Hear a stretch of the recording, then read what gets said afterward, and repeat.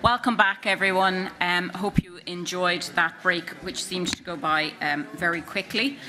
We're running a tiny bit behind, so I think the chair is going to be even more ruthless on timekeeping than Colin was. But this panel is discussing arts and creativity, and our chair is Feargal Coigligh, who is the Secretary-General at the Department of Tourism, Culture, Arts, Gaeltacht, Sport and Media. And he took up his post in January of this year. And he has a department name that I haven't practiced as much as our parent department, but it does exactly what it says on the tin. It has a huge remit and a broad range of functions relating to tourism, arts and culture, our national cultural institutions, film, media, sport, Irish and the Gaeltacht. So you can easily see how they're all so relevant to today's theme. So we're delighted to have you with us today, Feargal, and I'm happy to hand over the floor to you to chair this session and introduce your speakers. Thank you very much. Thank you very much. Hope everybody can hear me. I'm not used to these mic'd up headphones, but look, I'm just delighted to be here. This is my first year as Secretary General of the Department, and I suppose what struck me is that the theme of the conference speaks to almost everything that we do within the Department. So I'm chairing this morning's session on arts and culture engagement, but I could have equally have chaired the previous sessions on sport, because the whole Department speaks to the theme of the conference. And I was asking Kieran in advance how come the NDA took the scheme, and he mentioned, you know, in the light of so much, I suppose, positivity, you look at the Paralympics, that this was a very good topic and a good time to address it. And we have done a lot of work with many people in the room here in areas such as to create this safe to create, basic income for the arts issues have come up, and possibilities have come up. And we don't have too much time, so I shouldn't take up the space. But what I will say is that I worked previously in the Department of Arts, Heritage and the Gaeltacht, and left in 2018, and I've come back 5 years later, and this agenda of inclusion and facilitating participation across the full suite of what the Department does, directly or through its agencies, has become much more front and centre. So the conversation that we're having today in this room, I think will be very helpful to progress that agenda. And look, it's very useful for me to hear firsthand the experiences and hear about the opportunities that we'll have in the future. So we have a fantastic panel on this conversation on arts and creativity. The first speaker is Pádraig Naughton. I'll just introduce the full suite of speakers. First speaker is Pádraig Naughton, Executive Director of Arts and Disability Ireland. We've got Petal, Pilley, Artistic Director of Blue Teapot Company. Kieran, Coppinger, actor with Blue Teapot Theatre Company. Emilie, Conway, and from Disabled Artists and Disabled Academics, and Peter Kearns from the DPO Development Officer from Independent Living Movement Ireland. So our first speaker this morning is Pádraig Naughton, or this afternoon now, who's Executive Director of Arts and Disability Ireland. So Pádraig, sorry. Okay. So thank you. Feargal, thank you. As a point of principle, I don't offer a visual description of myself at conferences. Being registered blind person, I struggle to recognise myself in photographs. Consequently, I find the very act of visual description rather an ableist expectation. Today, I'm going to introduce you to how Arts and Disability Ireland responds to arts and creativity for artists and audiences with disabilities through a UN Convention on the Rights of Persons with Disabilities lens. Starting with Article 30.1 of the CRPD, enjoying access to cultural materials including television programmes, films, theatre and other cultural activities in accessible formats. ADI is a key facilitator of access services in the cultural sector. Examples on screen with their access symbols include listening to an audio description on a handheld MP3 player of Art Makes Children Powerful by Bob and Roberta Smith at the Butler Gallery, sign language interpretation at the launch of the Irish Film Institute's Accessible Cultural Cinema, a captioning screen announcing the start of the Abbey's Ploughing the Stars at the National Opera House, Wexford, and actor Eleanor Walsh using a joint alphabet board in a relaxed performance of Grace at this year's Dublin Theatre Festival at the Pavilion Theatre in Dunleary. ADI has, through our audiences in waiting research, sought to ascertain how audiences with disabilities engage with arts and culture across Ireland. Some key findings include, and not surprising, people with disabilities already go to arts events. 86% attended at least one art event in the past year. That's 79% excluding cinema. 90% could describe where they could see live performances and exhibitions in their local area. Our audiences don't think about access unless it gets in the way. 69% engage to be entertained or enjoy the atmosphere. 49% engage for social experiences. 8% engage because an event is accessible. Now turning to look at Article 30.1c, enjoying access to places of cultural performances or services such as theatres, museums, cinemas, libraries and tourism services, and as far as possible enjoy access to monuments and sites of national cultural importance. An example of this is the delivering of disability equality training for artists and arts workers at the National Opera House in Wexford on behalf of Safe to Create. We use the What's On and news sections of adiarts.ie as well as social media to promote the work of artists with disabilities and accessible cultural experiences. So far, I focused on audiences with disabilities, arts workers and infrastructure. However, Article 30.2 requests states parties shall take appropriate measures to enable persons with disabilities to have the opportunity to develop and utilise their creative, artistic and intellectual potential, not only for their own benefit, but also for the enrichment of society. To this end, Arts and Disability Connect is a funding scheme managed by ADI on behalf of the Arts Council. Since its inception in 2014, it has distributed 168 awards with a total value of almost €600,000 across 8 art forms to 128 artists with disabilities. This June past, over 90 artists, their creative partners, Arts Council and ADI staff came together at Project Arts Centre here in Dublin to celebrate the scheme's 10th anniversary. The definition of disability contained in Article 1 of the CRPD is how artists self-identify for the purposes of applying to the scheme.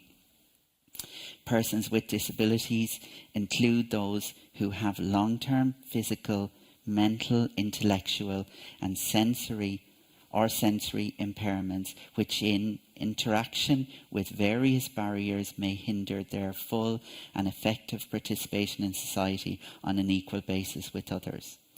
In round 1 of the scheme in 2024, 37% of applications were from visual artists, 17% from musicians, and 12% from theatre makers, as well as 7 other art forms. Artists do not have to make work about their disability to receive funding from this scheme. However, if making work about their lived experience of disability as part of their practice, they can include that in their application. The extent to which artists choose to openly identify as disabled or not varies significantly. In our most recent round, we received 97 applications. 40% identified as artists with disabilities, 36% identified simply as artists, and 9% identified as disabled artists. Lastly, if you'd like to see an Arts and Disability Connect New Work Awardees performance, you can take yourself off to see the premiere of Beards by H.K. Nisharadon, a rollicking new musical comedy about queer families that'll take you back to the Middle Ages at the New Theatre Temple Bar from the 29th of October to the 2nd of November. Thank you.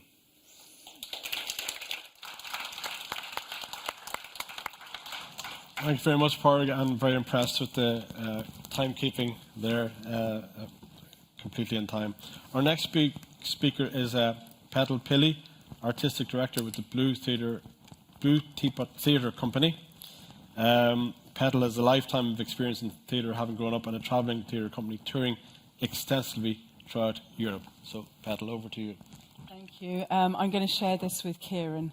We like to work together. We've been working together for, we figured, about 18 years on the bus on the way up. Yeah. I think about 18 years together. Yeah. So I'm the Artistic Director of Blue Teapot Theatre Company, and we're based in Galway in the west of Ireland, and Kieran is an actor with the company. Mm-hmm. And so, yeah, I think today we'd like to address really quite practical elements to creating theatre and art made by individuals and people with intellectual disabilities. Something that came to the forefront very early on was a lack of training opportunities. So we became aware that people saw our actors saw disability on stage, which is really a lack of training. So they confused the two elements. And from this finding, we thought we just have to establish a performing arts school. We have to do something so that people can have an equal access to theatre training. And that was the very first barrier, really, that we encountered early on. And Kieran, you've been through the performing arts school process. Yes, I have. And is a star of stage and screen, and has awards for his work all over the world, and we're super proud of Kieran.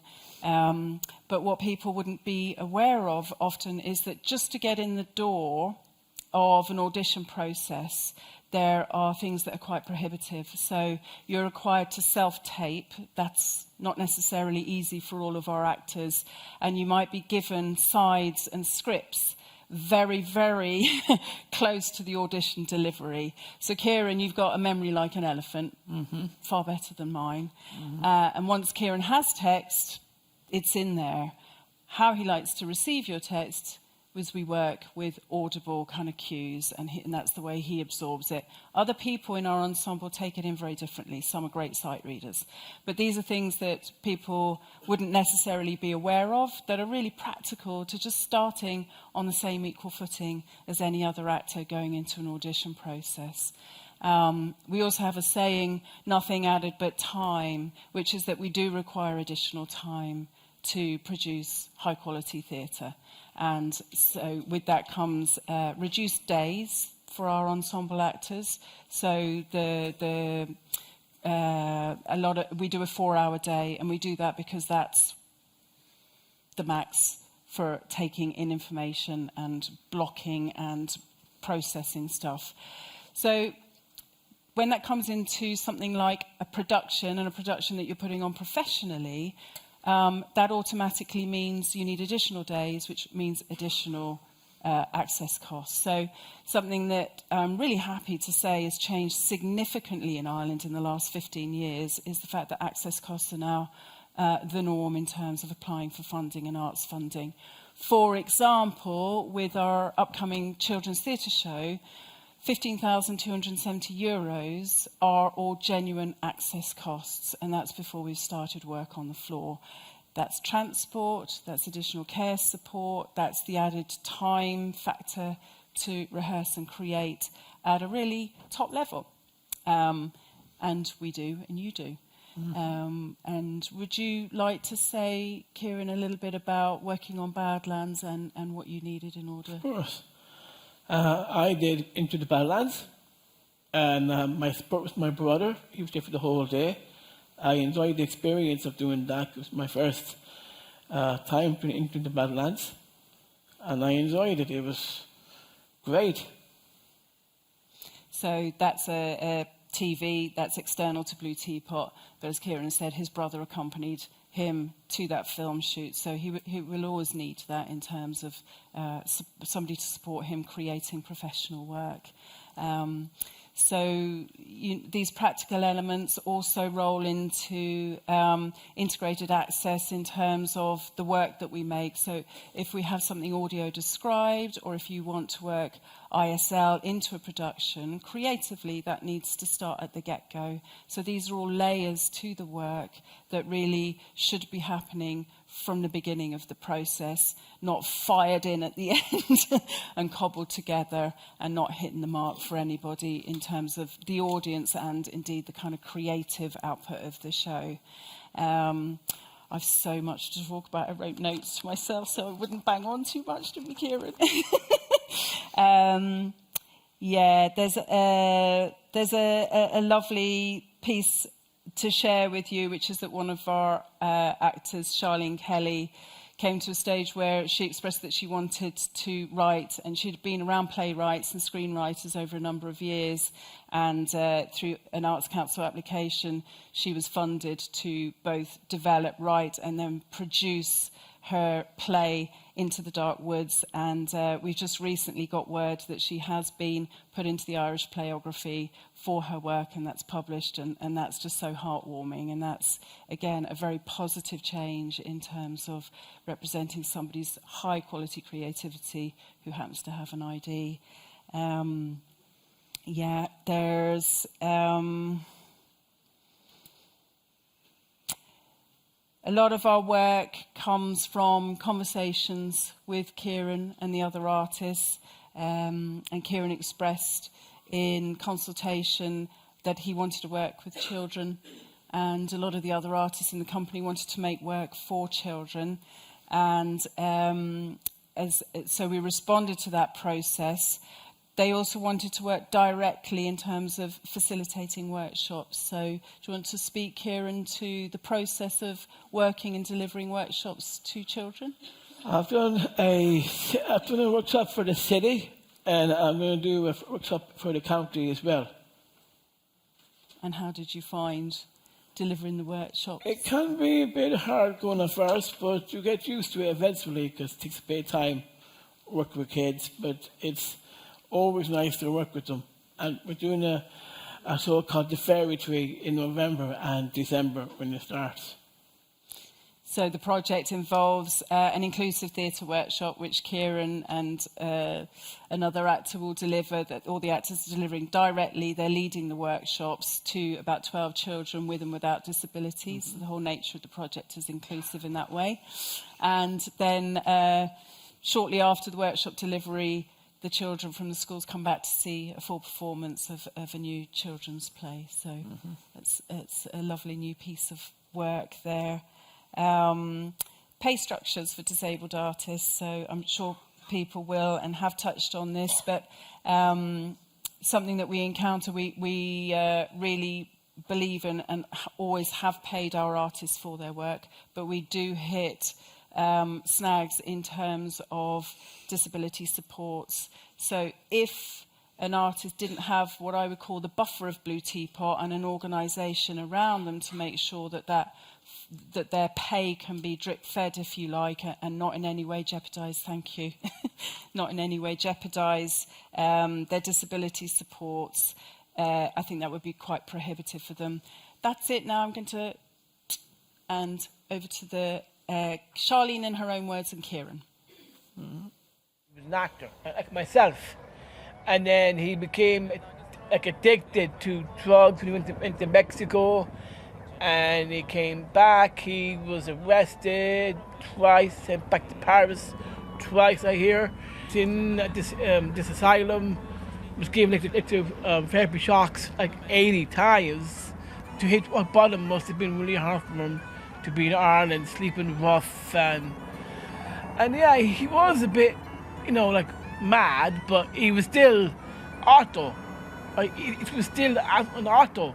He was this wonderful guy before he became addicted to drugs, and he was so well known for his plays and physical cruelty and what he did in that. I'm sorry he's gone now, but you could say his memory lived on through Simon and Melody, how they used his work to work with us and the police and the feds at the same time. I wrote out the story itself before I put it into the script, and I brought that in and I showed Eileen. Petal sat in for a few minutes and said, what about we pick Charlene for a writer and she can produce her own production. So I was really happy when I heard production, and then I go, okay, what am I supposed to do now?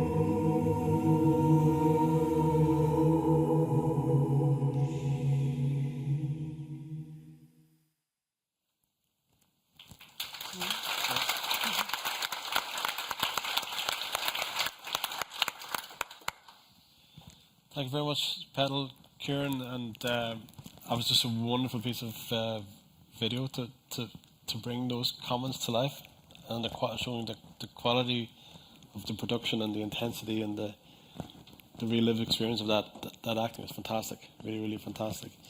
So that brings us to our next speaker, Emilie Conway, and I met Emilie for the first time just a few seconds ago before the stage. But she is very well known within the department. Okay, and thank you. Once, I think, I'm just talking to my colleagues, once we found how to deal with your intensity, we've become great friends. And you've become very well respected within the department. And we're very happy to work with you. So for me to hear you for the first time today, I'm looking forward to it. Thank you. Let me see now.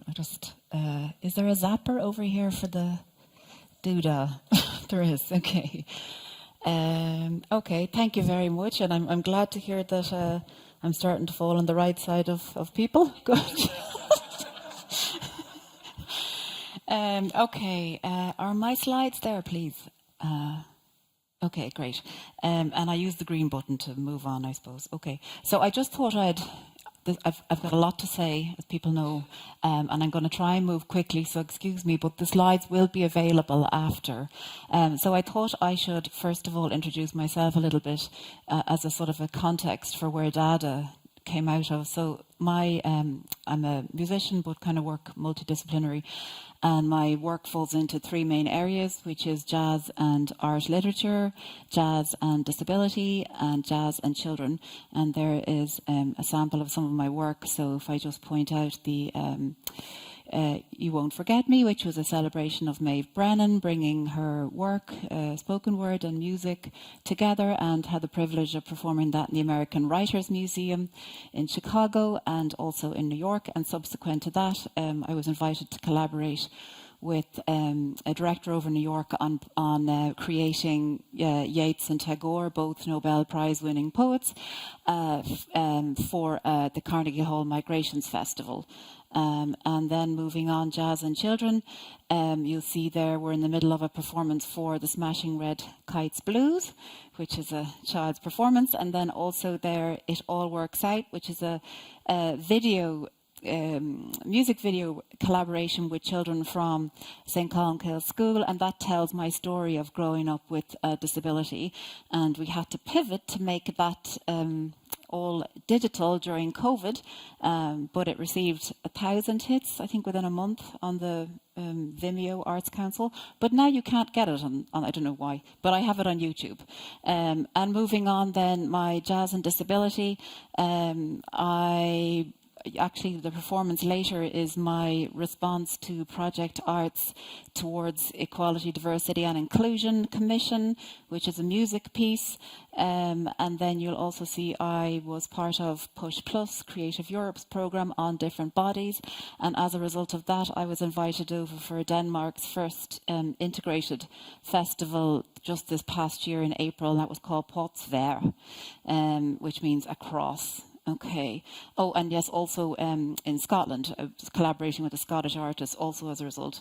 Yes, this is here, I call it aesthetic accessibility, because there are some of the tactile resources that I created for children who came into the ARC last year from St. Joseph's Child Division. And then also some of the drawings, there are tactile drawings that I've created for exhibitions in the National Gallery and Braille. And I suppose the point that I want to make is that to bring in artists when it comes to access is really innovative, because we have both the artistic expertise and the access tied up. So, and I'm thinking of Disrupt Disability, the festival earlier this year, and the Chronic Collective, who have been, in their access approaches, beautifully creative and participatory and equitable. So to really think about that. I do not want to make all this seem like it's easy, because it's not. And I would say that during COVID, we all suffered. I would say disabled people suffered more. And while we were hearing about the precarity suffered by artists during COVID, I would say disabled artists, that it was a perfect storm. As I say, for us, working in the arts, it's precarity squared. We deal with not only the precarity and the sporadic and the competitiveness and the deadlines in open competition with non-disabled people. We deal not only with that, but we also have to manage our disabilities and inaccessibility of so many things constantly. So COVID became the perfect storm for the foundation of DADA, Disabled Artists, Disabled Academics. Now I see something, a slide seems to have shrunk there beside it, so I hope that's, on my screen I'm seeing 2 slides somehow, but you're just seeing, okay, anyway. All right. Anyway, so we have become, we basically found that during COVID, the artist's voice was quite out in the sort of public discourse, but the challenges that we face, COVID or no COVID, were not being represented. So you can see there, I'm going to keep moving quickly, the blurb of who we are. We have become a European organisations, as European artists have also contacted us, which is brilliant. And we are, speaking up with the solutions to our barriers. We have discovered that work, there it is there, sorry, I'll keep going. We have discovered that work, having zero training for any of this, but it falls across 4 areas. So we work with government organisations, the government, politicians, because that's where policy and legislation is created, Then we've discovered we also need to get into media, because we need more media coverage of disabled artists. We've discovered that we need to obviously work with each other and other DPOs, DPROs, charities within the field. We also need to work with arts sector specific organisations like the Arts Council. And we have made several. So our first submission in bringing. Oh, sorry, did I skip over the barriers there? I can't see that. So I'm going to assume that's the barriers. The barriers, actually, Professor Ferry, I thought, summed them up very well. We say that yes, our disabilities absolutely make an impact. They affect the kind of work we can do in competition with other non-disabled artists. Then there is also the attitudinal barriers. And then I really want to draw attention, because I see the time going down rapidly, to the problems with social protection, whereby when you win an award or you get funding for your work, your disability allowance is halved, dropped, lost. And this really is a huge problem. And we became very vocal during that's Isolde Carmody, they're my colleague, Basic Income for the Arts, because while this was being celebrated as a way to achieve some kind of stability for artists, we knew that that would see disabled artists who got it would see their disability awards support cut and would threaten their medical card. And this is, in fact, what has happened. And we have also lobbied the department for an extended and more extensive research to point to this fact, because artists have come to us and say, we're not going to apply for any more Arts Council funds or anything because we don't want to threaten our medical card. And so people cannot, function without these basic supports. This was the media coverage that we got during that time, which really drew attention to the precarity. And I'll move, and we also went to... okay, so we've submitted on, oh yes, the safe and respectful. We initially found that the original research Speak Up about safe and respectful didn't quite speak to what safe and respectful means when you have a disability, and access is such a major issue. So we actually wrote our own submission on Speak Up Disability, which was so impactful it was included in the report from the department, and further contributed to result in further funding being allocated for Safe to the Amplify report, which is marginalised voices in the arts. And I know Niamh and Gráinne will contribute later. So we also contributed to Nighttime Economy because we were at the Arts Council's their forum, and speakers across Europe were talking about how they were doing nighttime in their cities. And as my colleague, Saoirse Smith, said, no European colleague addressed access. And she gave a scathing and witty critique of that, which I'm again happy to say has led to funding for across the island research on how disabled people access nighttime economy, which again, all these data is good, because data leads to what I've learned to understand is that people need numbers to drive change. So we now are really reaching a critical mass of data. The other thing that I'm going to skip this because that's more of the same, but we have fed into that, into self-employment. We went into, can I just finish this point? Okay, we went into a performance briefing in Leinster House where we actually performed. Carol Ahern brought her art, Bridget O'Dea brought her a spoken word piece, and Saoirse gave comedy, and I sang. And we were saying about that the arts pushes you into self-employment, which, as we know, again, is like most people fear doing that because it's completely insecure. And the problems of that when there is absolutely no schemes to support disabled people, and if you lose your support, then the whole 8 to 12,000 is foisted back on us, as we know that's what disability costs. So we have to make up that minus, which becomes like, doesn't make business sense. The last point I will make is that every year we attend the pre-budget forum with social protection, and I don't actually sit in the disability group. I go into the employers and employment section, and I have been the only self-employed person in that room for the last few years, a total anomaly beside IBEC and ESME. But the thing that's happening is I think we're starting to develop a relationship with social protection, because we really need to communicate with them about how the arts work so that it becomes more equitable for disabled artists to safely and sustainably contribute. Thank you.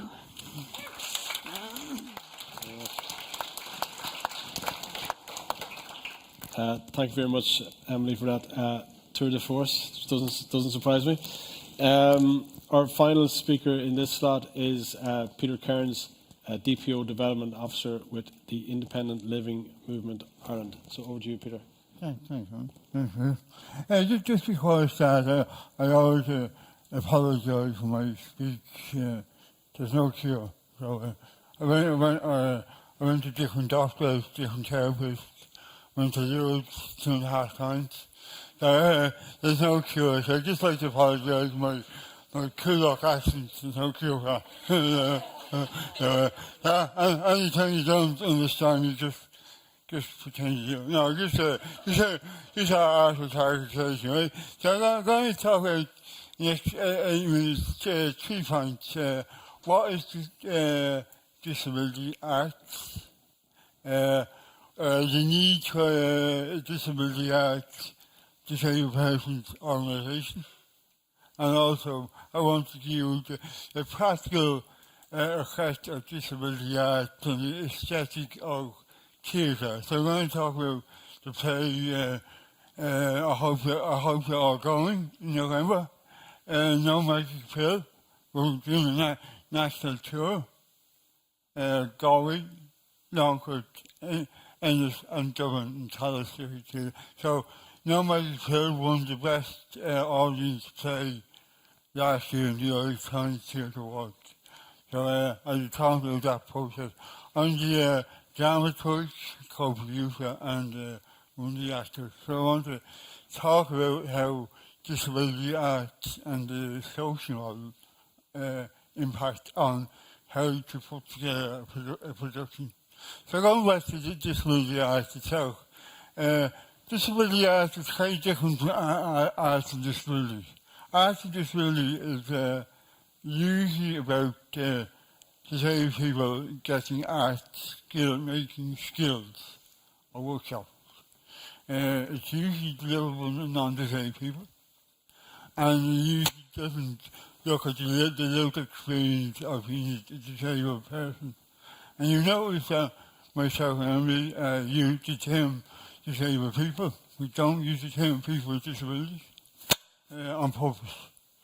So that's the part of disability arts that the term disabled people is very important to us. So we identify what is actually disabled to us is the cultural barriers and cultural representation and attitude of the non-disabled art world.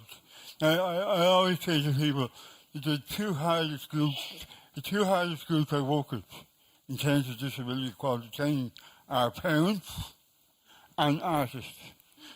So, also parents is very easy because they don't want to give over power, and you think because they have a disabled child, they suddenly become experts on disability. That's not true. Artists, why artists? Because artists, Western artists, use disability and especially impairment as a device for narrative communication and aesthetic. So you say be careful what you wish for. As a young teenager, young adult, my wish as a writer and theatre maker was to work in the Abbey Theatre, National Theatre. Unfortunately, it came true. So it took over 20 years, I think, unfortunately it came true. So, and I worked there for 3 years looking at disability in Irish theatre. And I've been very careful, very slow, just work with the National Theatre. But after 2 years, I pointed out that in the 2 years there's 10 new productions. 8 of those productions in the Abbey stage in the Peacock in the National Theatre. 8 of those productions have something to do with disability. Disabled characters, disabled narratives, disabled story. And all I said was, none of those 8 productions had disabled writers. None of those 8 productions had disabled actors. None of those disabled productions had disabled directors or producers. And by pointing that out, there was uproar in the Abbey. How dare you interfere with so it just shows you that in terms of theatre, film, and also the arts in general, that non-disabled artists pardon the pun, to use disability as a crutch. Think you James Bond characters, you know, they always have some kind of impairment, you know, and hopefully I'll get past James Bond. So that idea is disability art is a movement of disabled artists looking at the aesthetic of impairment and barriers. And yesterday I had an interesting experience on the dramaturgy in Normative Hill, and I had to jump into a taxi now and go back to Artane to rehearsals. But yesterday was intimacy scene, and the normal practice with a love scene, intimacy scene, is to clear the room, and which you heard closely, which is normal. But all we had to do is my job as a disability quality dramaturg. I had to point out that the PA, the disabled actor's PA, has to stay in the room. That's and also me as a disability quality dramatist, I had to stay in the room. Because the idea of having one disabled actor in the room with 5 non-disabled theatre makers, it's not appropriate. The disabled actor is there to act. The disabled actor, it's not their job to change the non-disabled director, the non-disabled movement, the non-disabled stage manager. So that's my job. So from the experience in Normative Hill, which is for professional disabled actors, few non-disabled professional actors, is that the process has identified that in terms of disability art, ergo is looking at it's not looking at access as disabled actors as an equality issue. It's looking at the role of disabled actors, me, dramatist, producer, disabled writers, as the aesthetic and the representation of impairment on stage. So you have a love scene between a non-disabled PA and a disabled person. How there's great opportunity in terms of theatre, but you need the PA in the room, and you also need the disability quality dramatist in the room to help work with the director. So it's that idea in terms of disability arts that we do need a disability arts disabled persons organisation to champion this role. And the independent living movement, a lot of members of disabled people, so we're very keen to champion the idea with the Arts Council of Disability Arts Organisation. So just like the Queen's there that just point out that artists are not necessarily our friends. So thanks very much.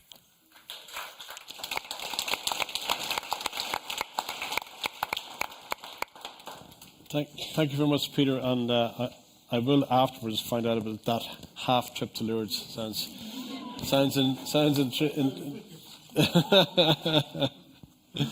we'll open the floor to questions now. It's okay. We have a few minutes, I think. Any questions or comments?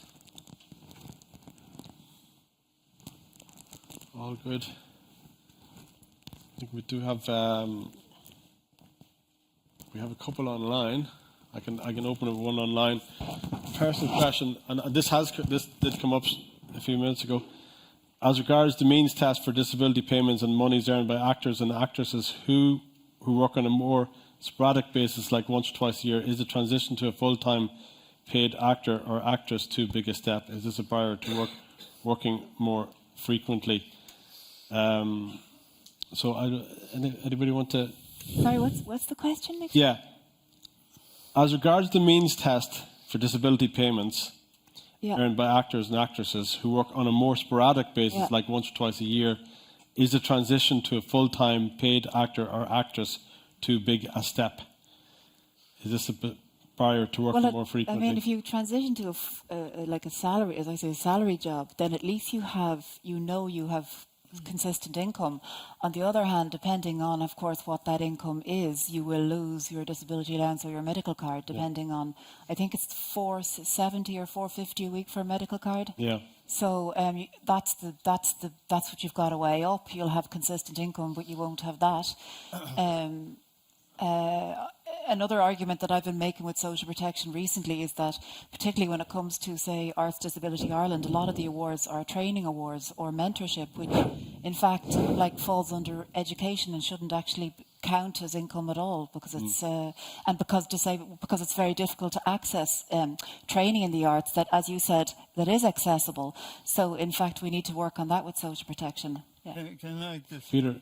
in terms of, again, I might declare we have called disabled actors, but one of the things with the Arts Council is that we use the Arts Council access grants to actually pay the actors more rehearsal time.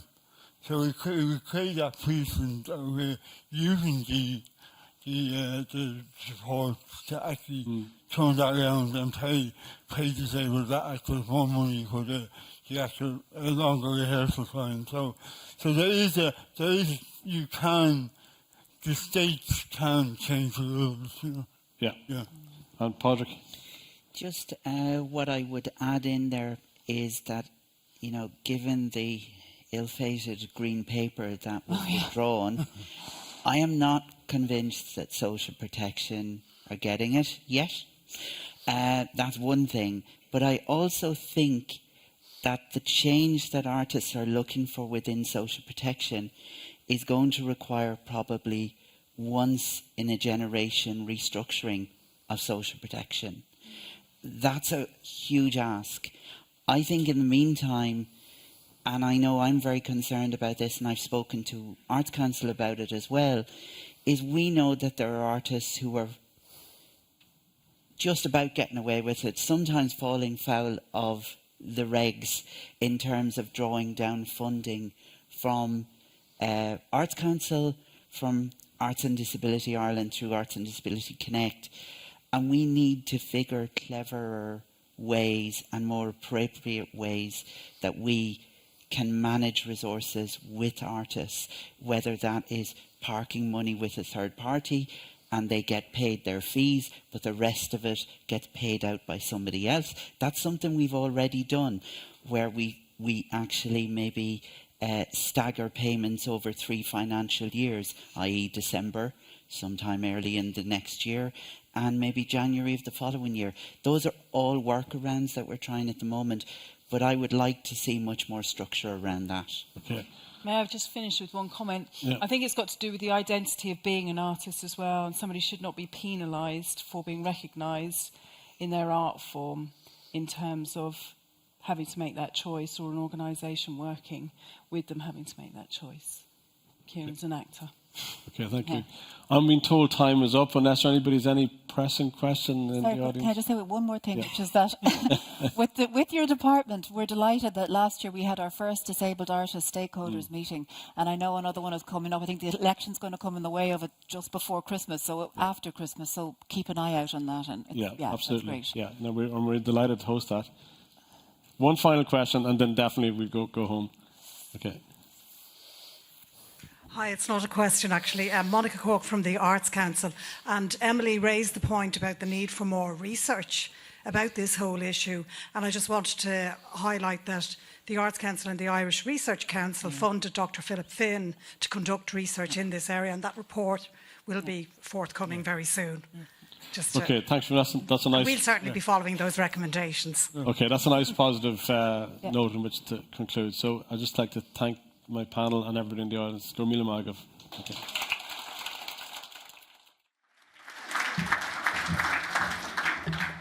Thank you very much, Feargal, and I'll echo his thanks to all the panellists. I know you will agree that was a very engaging and thought-provoking discussion, and given how bound up the arts and the culture are with our Irish identity, it is absolutely essential that people with disabilities should be supported to participate on an equal basis.